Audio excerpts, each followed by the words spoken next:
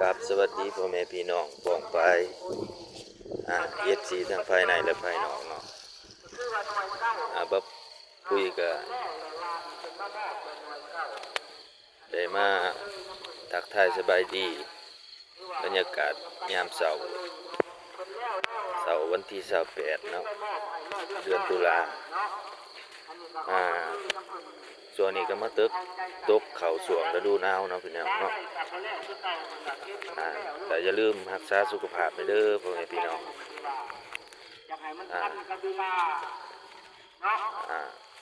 สุดท้ายนี้ก็มาคุยกับบ่มีหยังเนาะฝากพ่อแม่พี่น้องให้กำลังใจกดไลค์กดแชร์ทั้งช่อง YouTube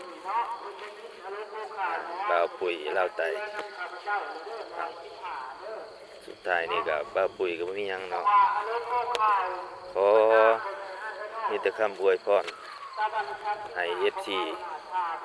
ทั้งภายนอกและภายในผู้ที่ติดตามและคนลาวทุกตัวหน้าเนาะขอให้รักษาสุขภาพแข็งแรงอยู่ดีมีแรงเนาะขอให้ร่ำรวยเนาะซื้อได้ขายมันขอสุขภาพเข้มแข็งเพื่อแม่พี่น้องทุกคนที่ติดตามให้กำลังใจบ่าวปุ๋ยสุดท้ายนี่บ่าวปุ๋ยก็สิขอได้ปิดคลิปก่อนเด้อพี่น้อง